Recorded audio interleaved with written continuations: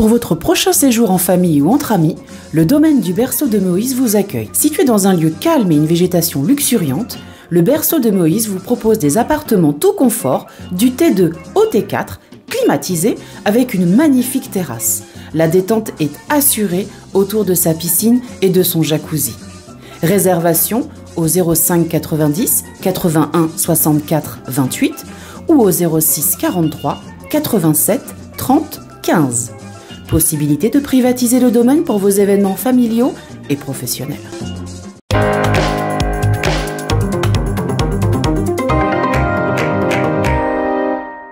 Après plusieurs semaines de négociations, la campagne sucrière peut enfin démarrer en Guadeloupe. Ce lundi 18 mars, les planteurs de canne devraient répondre à l'ordre de coupe de l'Iguacan afin de livrer leurs cannes à l'usine. Pour Marie-Galante, en revanche, le lancement de la saison cannière est annoncé pour le 4 avril.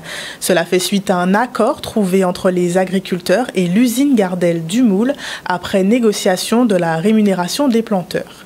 Le prix de la tonne de canne a été réévalué à 110,90 €, soit une augmentation d'1,90 €. On rappelle tout de même que le collectif des planteurs en réclamait 120 € par tonne de canne livrée.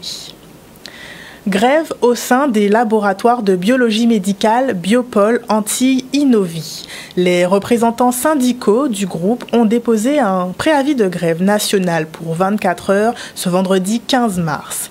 Les salariés des filiales de Guadeloupe ont rejoint le mouvement national et les laboratoires ont gardé porte close. Au cœur des revendications des intersyndicales, les salaires et les conditions de travail.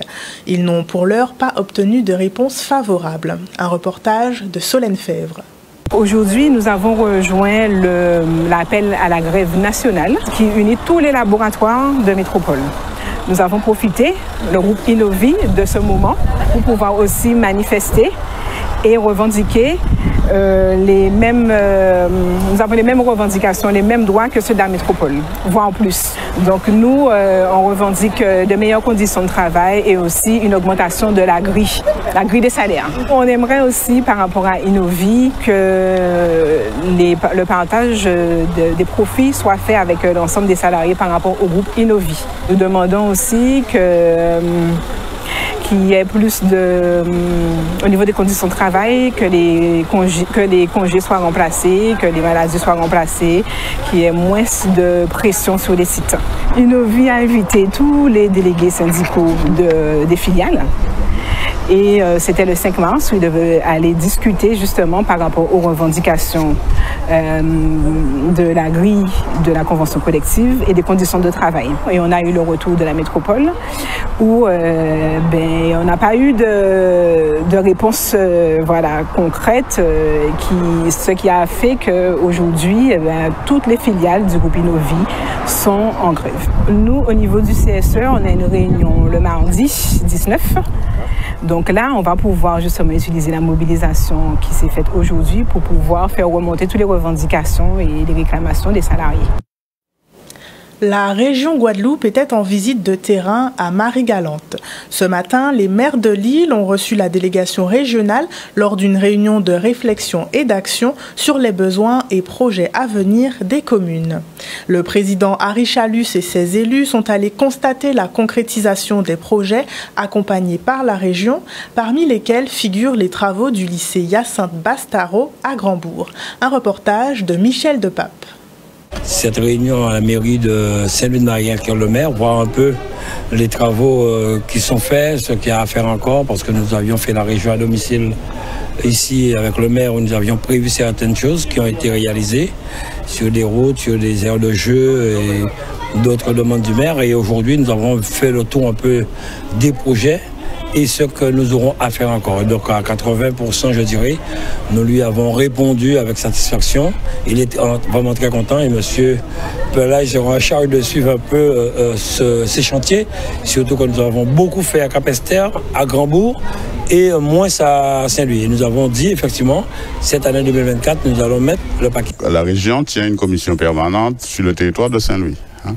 Mais évidemment, avant que cette commission permanente ne se tienne, j'ai eu l'occasion d'échanger avec le président Chalus et aussi avec sa délégation, et à propos d'un certain nombre de projets que la commune entend mener, et évidemment pour lesquels la commune sollicite l'accompagnement de la région. Nous avons eu la commission permanente, nous avons pris des délibérations sur plusieurs sujets. Il y avait à peu près, si j'ai bonne mémoire, près de 90 points qui ont été validés à l'unanimité, notamment des points sur Marie-Galante, le projet Océan, je crois, des aides aux pêcheurs. Des aides aux pêcheurs, des aides aussi sur la canne, hein, oui, à la replantation, qui ont été validées. Ensuite, nous nous sommes rendus au lycée pour pouvoir voir un peu les travaux réalisés pour la cuisine pédagogique du lycée Bastaro. Voilà. C'est un moment très fort dans la vie de l'établissement parce que ça conclut un moment de structuration très importante. C'est-à-dire, nous avons 5 filières de métiers sur la partie professionnelle de cet établissement, et la cuisine, hôtellerie, restauration, c'est le plateau technique qu'il nous fallait pour offrir aux élèves une filière, une offre de formation selon leurs attentes, en fonction de leurs attentes, et aussi en adaptation aux besoins de cette île, puisque le tourisme est appelé à être un aspect du développement de cette île. Donc c'est une belle satisfaction, 3,5 millions de travaux qui ont été réalisés dans les temps, comme nous l'avons prévu. Ça a été livré. Maintenant, nous espérons qu'il y aura un fonctionnement permettant aux jeunes de pouvoir vraiment se former. Et nous avons pu constater aujourd'hui la satisfaction du proviseur et de ses collaborateurs de ce lycée. Quelle stratégie adopter pour accroître l'attrait de notre île et consolider les liens économiques au sein de la zone Caraïbe? Quel avenir pour la Guadeloupe?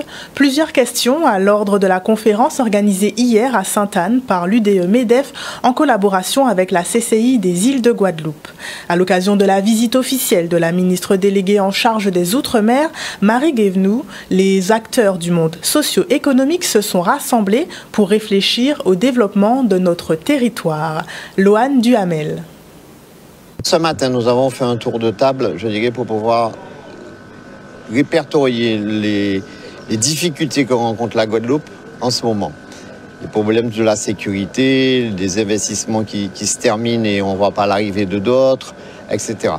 Ce qui est intéressant, je dirais, dans cette réunion, c'est que c'est pour nous une première parce que nous avons pu réunir le monde économique, et pas que avec le monde politique, mais aussi avec nos députés, nos sénateurs et naturellement les collectivités locales. Nous avons dégagé un certain nombre de propositions, qu'elles soient pour l'État, pour la région, pour le département, pour les intercommunalités. Par exemple, on a dit que pour favoriser la consommation, la production locale, il y a les importateurs qui peuvent aider les interprofessions telles que l'Iguavi qui produit de la viande, l'Iguaflo qui produit des fruits et légumes, comme à La Réunion, parce qu'il faut s'inspirer de ce qui fonctionne, en permettant à un certain nombre de produits d'être exonérés d'octroi de mer pour pouvoir permettre à ces organismes importateurs de financer la production locale. Voilà une production concrète de ces ateliers de ce matin. Je retiens aussi que nous avons évoqué la problématique du foncier. Aujourd'hui, la loi sur l'indivision ne fonctionne pas.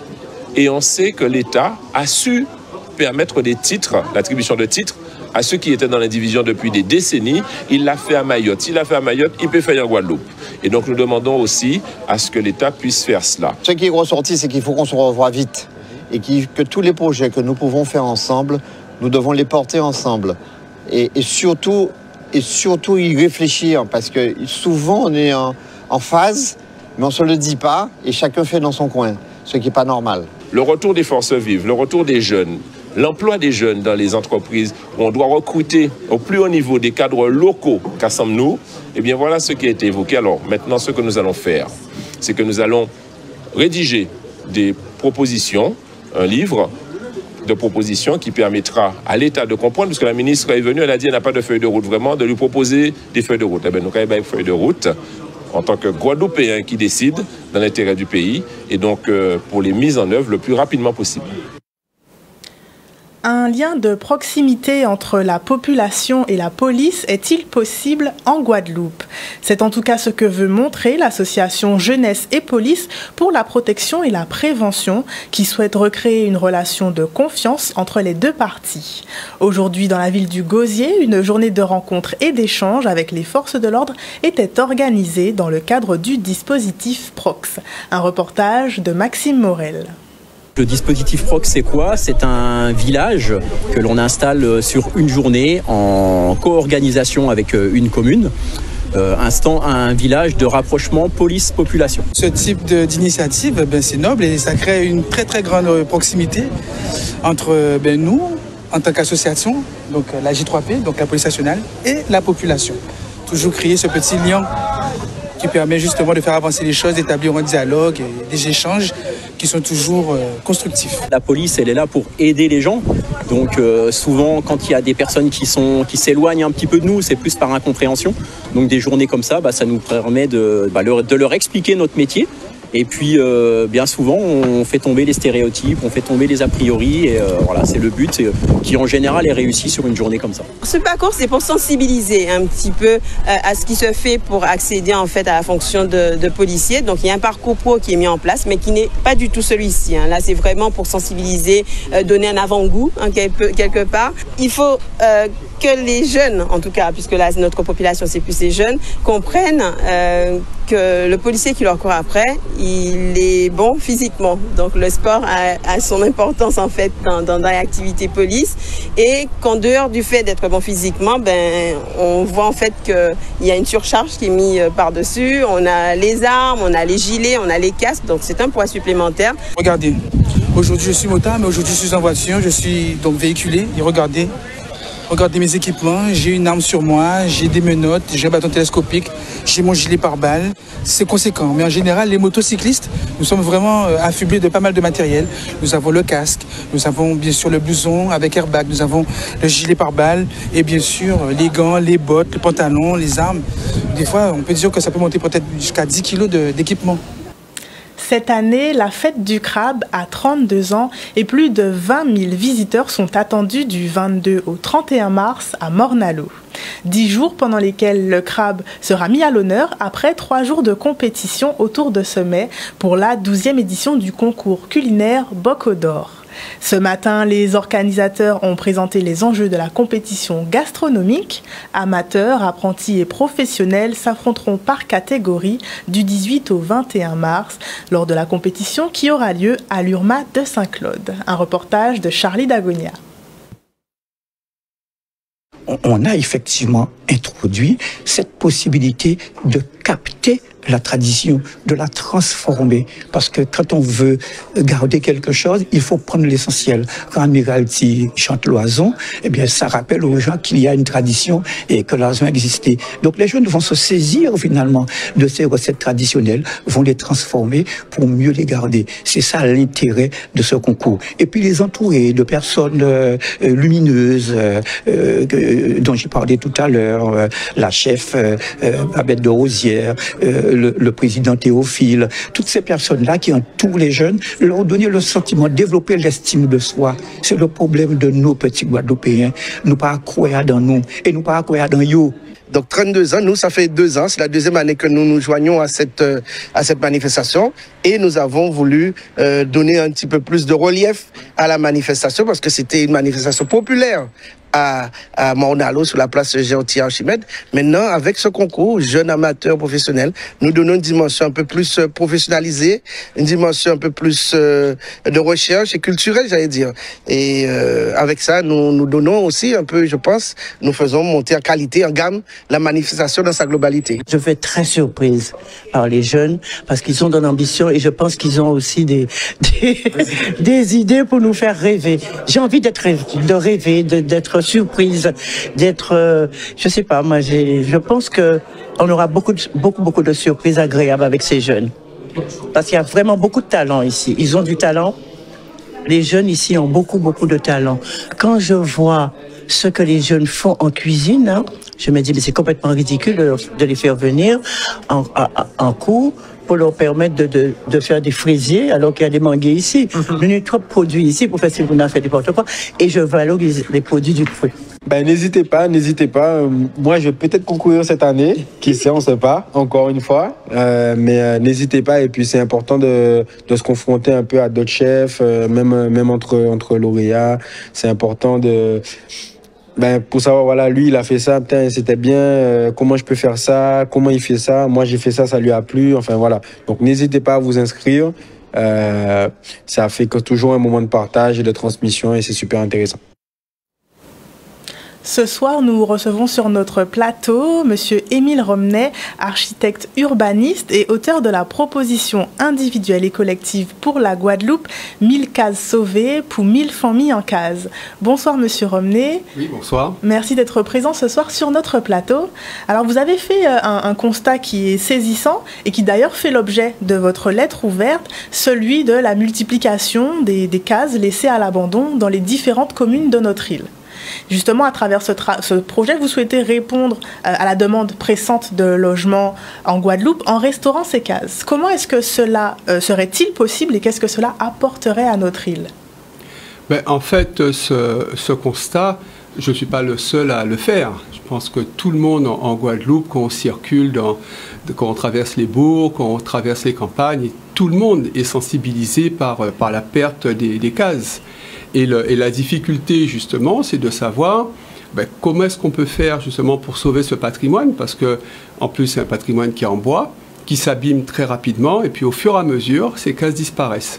Et donc, la question, à un moment donné, c'était de comment faire pour à la fois sauver ce patrimoine, avec toutes les difficultés qu'il y a derrière, parce que très souvent, on est en situation d'indivision, et puis en même temps, parallèlement, comme vous le disiez, c'est qu'il y a aussi une forte demande en logement sur la Guadeloupe, et est-ce qu'il n'y aurait pas un moyen, et c'est le cadre de cette proposition, est-ce qu'on pour pouvoir croiser, finalement, cet état des lieux, et puis de toutes ces cases abandonnées, et puis finalement cette demande importante de logement.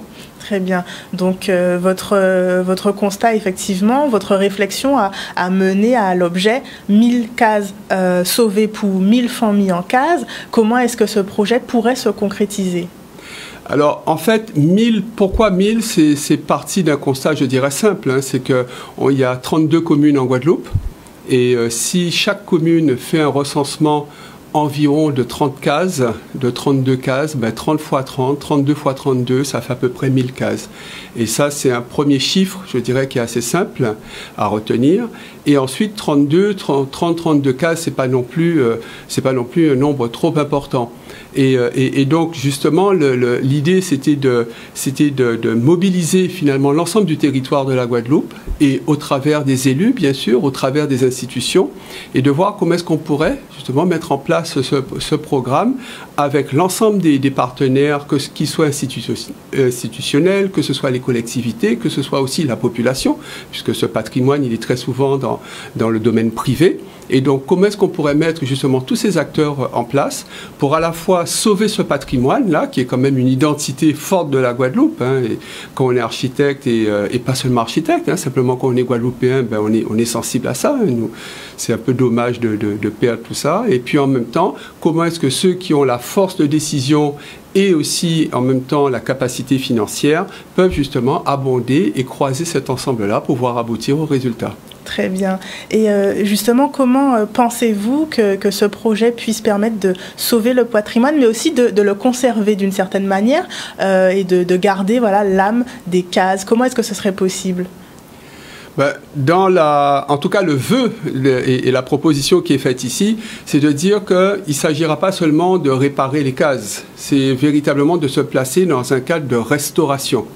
Parce qu'il y a quand même une différence entre le fait de réparer, on prend 2 planches, nous va clouer ça comme ça rapidement, et puis le fait au contraire justement de retrouver comment est-ce que ces cases-là étaient faites avant, de retrouver la façon de faire les galeries, les poteaux, les frises, les décorations, de vraiment retrouver cette histoire-là de façon à conserver justement le plus longtemps possible cette âme. Parce qu'il suffit des fois de tout petits détails. Finalement, ça ressemble à la case, mais finalement, c'est pas tout à fait pareil, parce qu'on n'a pas utilisé les mêmes matériaux. Voilà. Donc, en fait, c'est de se placer dans un cadre de restauration Et c'est pour ça que dans la proposition, une institution comme la DAC, la Direction des Affaires culturelles, justement, sera aussi importante, justement, à mobiliser, parce qu'on est dans une dimension patrimoniale et culturelle. Et puis maintenant, au travers de cela, aussi de favoriser les métiers. Les anciens métiers, les savoir-faire, les artisans, les entreprises, et de façon à ce qu'ensemble, justement maintenant, qu'on puisse aussi réveiller certaines pratiques et arriver justement par cette réunion et cette mise en cohérence, voilà, de tous ces acteurs-là, voir comment est-ce qu'on peut arriver à mener ce programme. Très bien.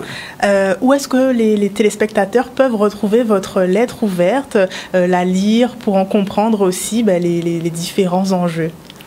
Alors cette lettre, pour l'instant, elle a été diffusée à l'ensemble des acteurs publics. Donc cette lettre ouverte a été diffusée, que ce soit au préfet, à la DEAL, à la Direction des Affaires culturelles, à l'établissement public foncier, à l'ensemble des bailleurs sociaux aussi.